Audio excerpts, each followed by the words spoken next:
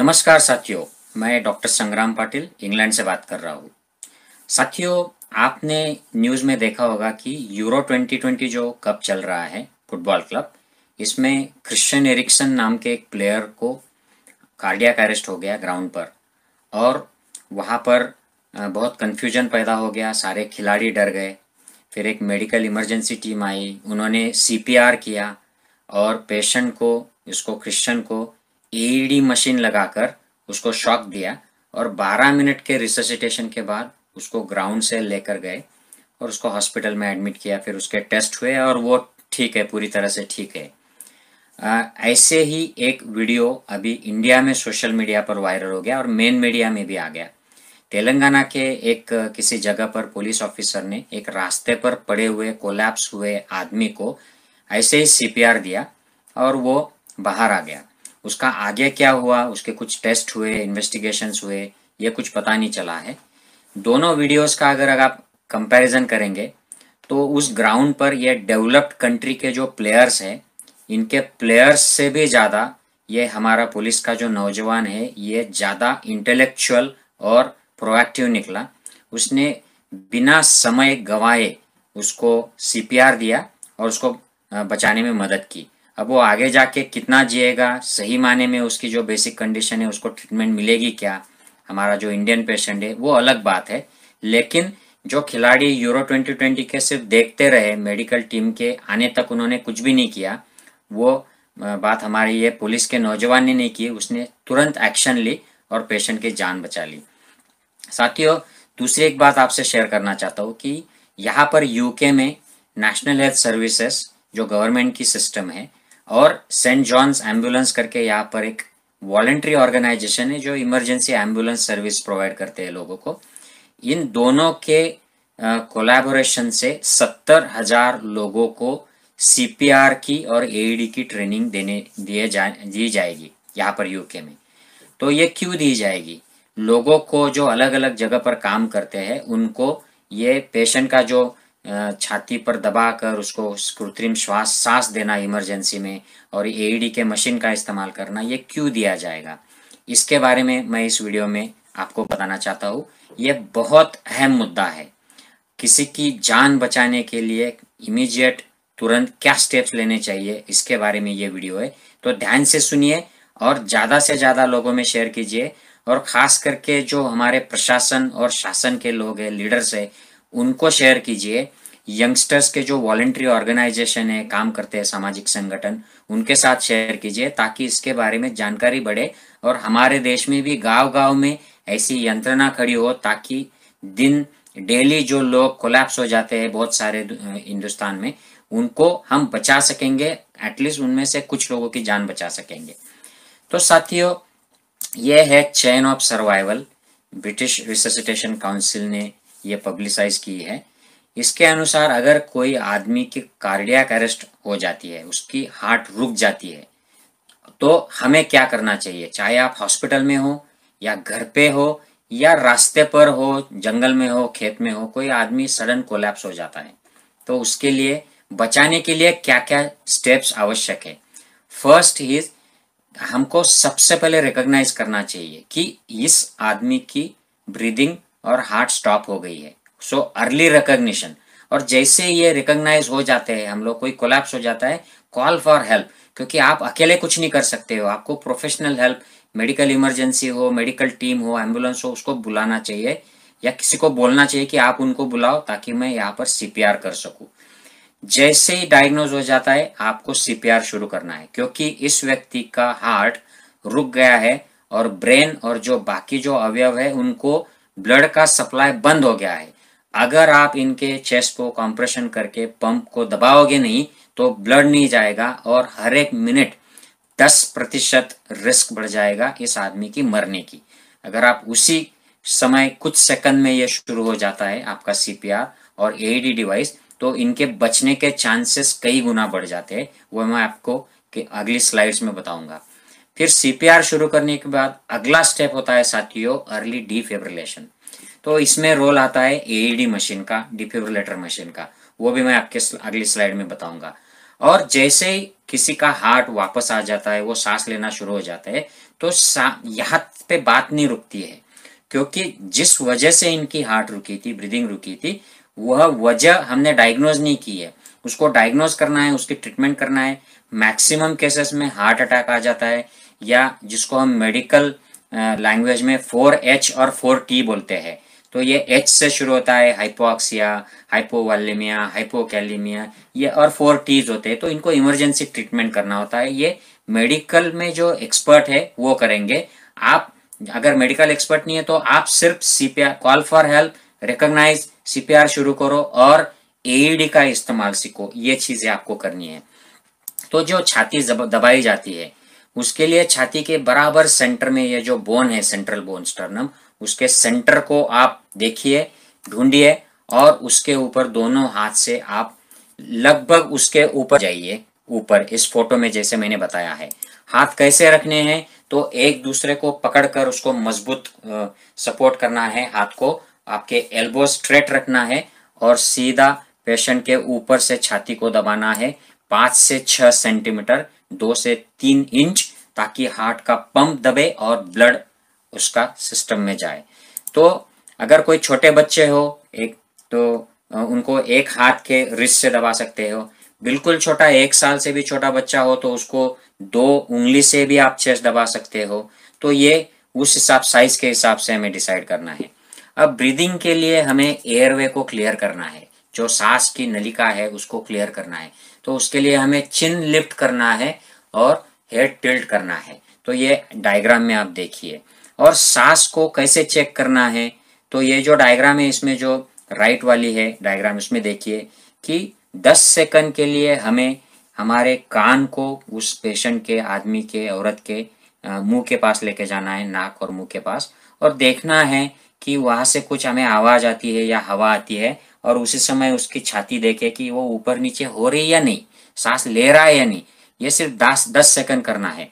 और उसी के साथ हमें हमारे जो यहाँ का जो बोन होता है सेंटर का, जिसको एडम्स एप्पल बोलते हैं या थायराइड बोन, उसके बाजू में हमें उंगली, 2 उंगली रखकर एक साइड में हमें यहाँ की नाड़ी को देखना है, पल्स को।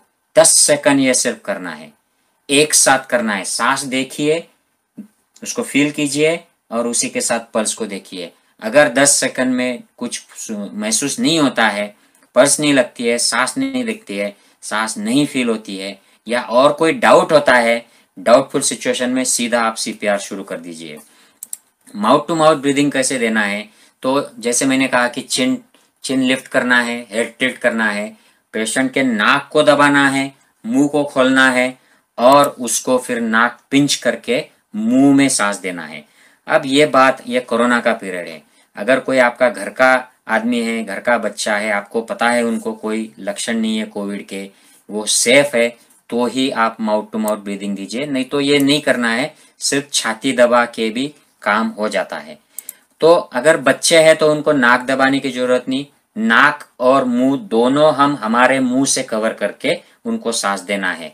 तो nose pinching is not required. अभी मैं संक्षिप्त में आपको स्टेप्स बताऊंगा कि बच्चों में क्या है, छोटे बच्चों में, बड़े बच्चों में और एडल्ट्स में कौन से स्टेप्स करने हैं।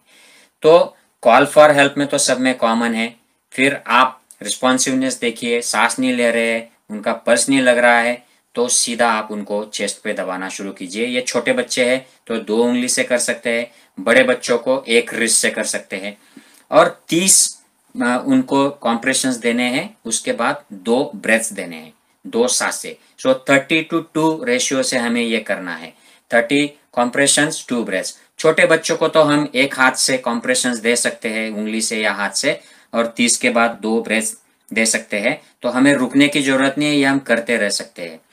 तो ये करना है। Call for help is very important, क्योंकि आप बच्चे को बचाना है तो आपको एक्सपर्ट हेल्प लगेगी। थोड़े बड़े जो बच्चे हैं साथियों, वही सीक्वेंस है, 30 कॉम्प्रेशंस 2 ब्रेथ्स। यहाँ पर बच्चों में, बड़े बच्चों में AED का सिग्निफिकेंस है, क्योंकि जो रिदम डिस्टर्बेंस होते हैं, वेंट्रिकुलर फिब्रिलेशन का चांस इसमें बढ़ जाता है, और उसकी एक ही ट्रीटमेंट होती है, शॉक। वेंट्रिकुलर फिब्रिलेशन की treatment, the treatment of choice is shock. तो शॉक को आपको AED मशीन या डिफिब्रिलेटर मशीन लगेगा। एडल्ट्स का भी वही करना है हमें, 30 चेस्ट कॉम्प्रेशन 2 ब्रेथ्स और AED machine, call for AED machine. तो यह सीक्वेंस आप ध्यान में रखिए, उसमें दो चीजें हैं, कॉल फॉर हेल्प करके और रिकॉग्नाइज कर लिया तो आपको चेस्ट कॉम्प्रेशन शुरू करना है और शॉक की तैयारी करनी है। आपके पास शॉक का मशीन नहीं है तो call for help medical emergency team को बुलाइए, या आप एम्बुलेंस में या गाड़ी में सीपीआर करते करते पेशेंट को ऐसी जगह पर ले जाइए जहां पर आपको ये शॉक देने की व्यवस्था हो, तभी हम उम्मीद कर सकते हैं कि इनमें से कुछ लोग बच जाए। तो ये डिफिब्रिलेटर मशीन और एईडी मशीन होते हैं। जैसे हम एईडी मशीन खोलते हैं उसमें पैड्स होते हैं, पेशेंट्स को पैड दो जगह पर लगाने हैं, वो एईडी मशीन पर उसकी फोटो दी होती है कहाँ पर लगाने हैं। लेफ्ट साइड में हमें पेक्टोरल मसल के ब्रेस्ट के नीचे और राइट साइड में ऊपर पैड लगाकर उसको मशीन को ऑटोमेटिक मोड में डालना है। अगर शॉकेबल रिदम है तो वो शॉक देगा, नॉन शॉकेबल है तो आपको बस चेस्ट कॉम्प्रेशन कंटिन्यू करना है, रोकना नहीं है। जैसे ही आप इंटरप्ट कर देंगे चेस्ट कॉम्प्रेशन, ब्रेन को ब्लड नहीं मिलेगा, ऑक्सीजन नहीं मिलेगा और ब्रेन के बचने की उम्मीद कम हो जाएगी। तो ये एक साथ हमको करना है। सीपीआर के साथ एईडी लगाएगा एक आदमी और वही एईडी की तैयारी करेगा, और जैसे एईडी रेडी हो जाएगा सिर्फ डायग्नोसिस के लिए सीपीआर रुकेगा। एईडी अगर बोला कि कोई शॉक की जरूरत नहीं है, आप सीपीआर करिए, सीपीआर कंटिन्यू करिएगा। अभी मैं कुछ स्टैटिस्टिक्स आपको बताऊंगा। ये जो स्टैटिस्टिक्स है ये वेस्टर्न कंट्रीज का है। Out of hospital cardiac arrest, OHCA कहते हैं, इनमें 1976 टू 99 का जो डेटा है उसमें 8.6% लोग बचते थे। 100 लोगों को अगर ऐसे हमने सीपीआर दे दिया बाहर, हॉस्पिटल के बाहर, तो उनमें से 8.6% लोग बाहर चलते हुए जिंदा जाते थे। अब ये बढ़ गया है, 9.9% हो गया है। 2010 से लेकर 19 में जो डेटा आया है उससे लगभग 10% हो गया है। ये बातें बहुत डिपेंड करती है कि किसने उसको सीपीआर दिया, किस तरीके का दिया, और ये कौन से एरिया में उसकी ट्रीटमेंट हुई, कौन से हॉस्पिटल में ट्रीटमेंट हुई। तो ये quality of CPR, quality of care after CPR भी उसको मायने रखती है। अभी लंदन एम्बुलेंस सर्विसेज का एक डेटा आया है, उन्होंने कहा है कि अगर जो व्यक्ति किसी पेशेंट को देख लेता है, उसको अरेस्ट हो जाता है और तुरंत उसको सीपीआर चालू कर देता है और एईडी का इस्तेमाल भी वही कुछ मिनटों के अंदर कर लेते हैं, तो ऐसे लोग बचने की उम्मीद 57.1% होती है। तो आप इससे सोच सकते हो कि सीपीआर शुरू करना और एईडी का मशीन इस्तेमाल करना कितना जरूरी है। अब देखिए 8.6%, 9.9%, और अगर आप सही ढंग से ये करते हैं दोनों चीजें इस्तेमाल करके तो 57.1% इतने लोग बच जाते हैं इनमें से। अगर हम देरी करते हैं सीपीआर शुरू करने में, 1 मिनट की देरी से हमको 10% उसके बचने की उम्मीद कम हो जाती है। तो 1-1 मिनट नहीं, 1-1 सेकेंड इसमें जरूरी होता है।